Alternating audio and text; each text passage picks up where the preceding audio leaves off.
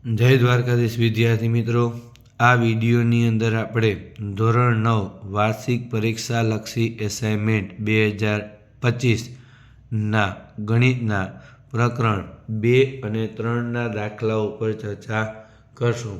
બીજું તમને કહી દઉં મિત્રો કે જો તમે હજુ અમારી ચેનલ સબસ્ક્રાઈબ ન કરી હોય તો સબસ્ક્રાઈબ કરો, વિડીયોને લાઈક કરો અને શેર કરો, જેથી તમે અમારા આવનારા વિડીયો પણ મેળવી શકો.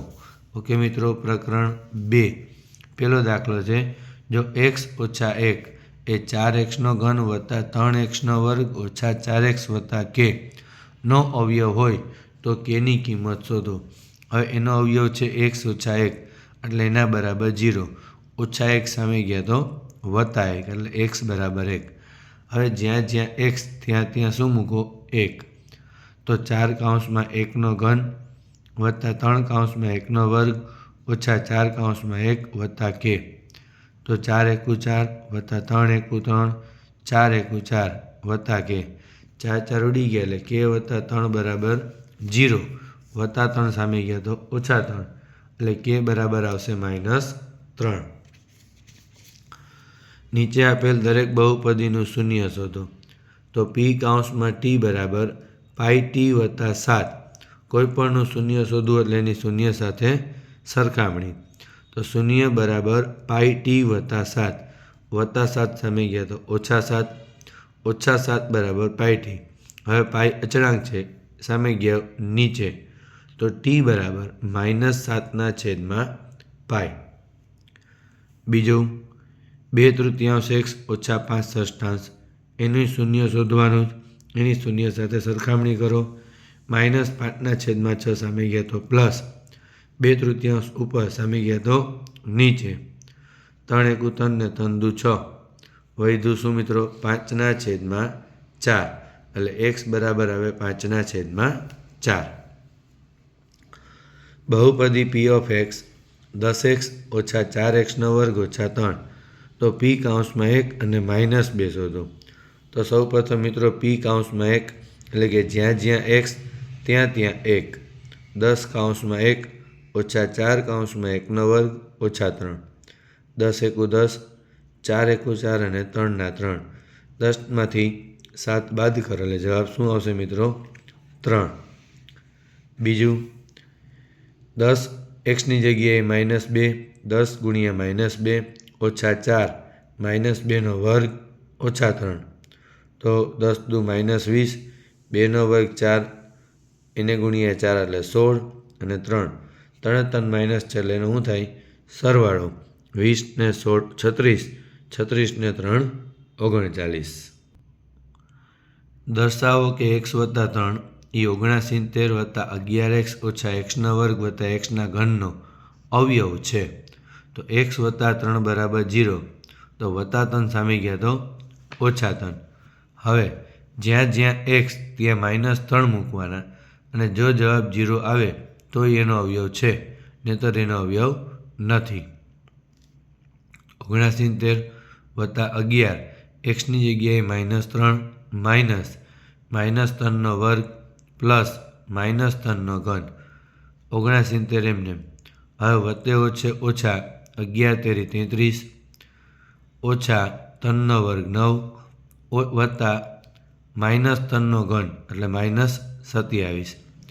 69માં 33 ને 9, 42 ને 27, 69. 69માંથી 69 જાય એટલે 0. તો જવાબ 0 આવ્યો, માત્ર એનો અવયવ છે.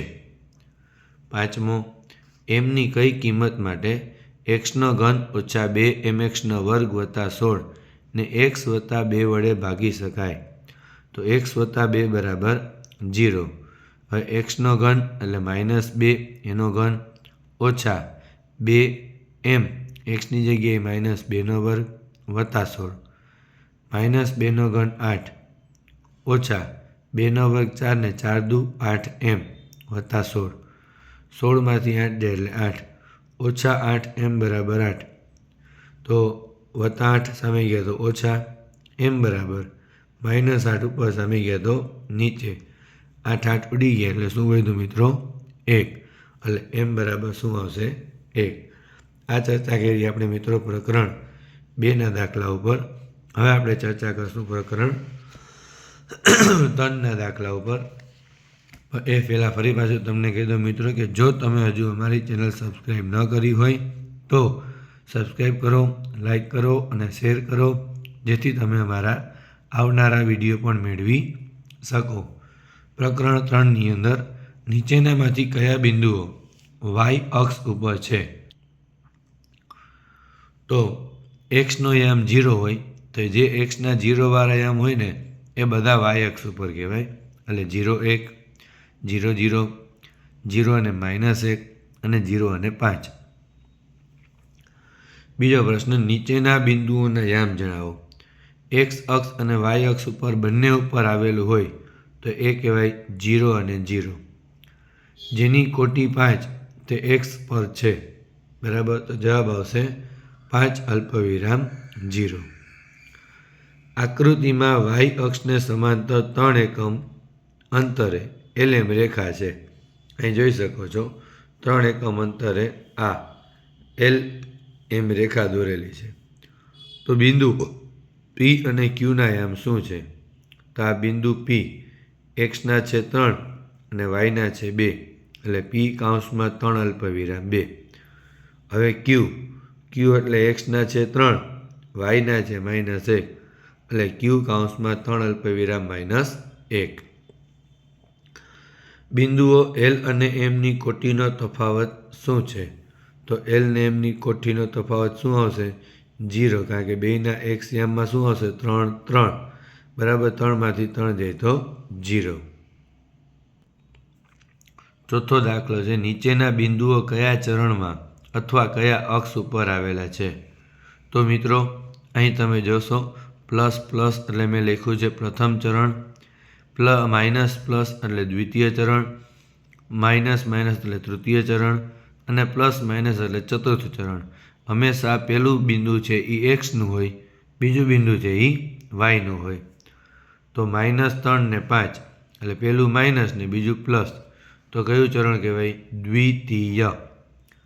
4 અને -1 પહેલું પ્લસ અને બીજું માઇનસ, કયું ચરણ કહેવાય મિત્રો? ચતુર્થ. 2 અલ્પવિરામ 0, તો એક્સના 2, વાયના 0 એટલે કેના ઉપર કહેવાય? એક્સ અક્ષ ઉપર. -3 અલ્પવિરામ -6, 2 માઇનસ, તો એ કયા ચરણમાં આવે? તૃતીય. ઓકે મિત્રો. પાંચમો દાખલો, નીચેની યાદીમાં આપેલ બિંદુઓનું સ્થાન યામ સમતલમાં ક્યાં હોય તે જણાવો.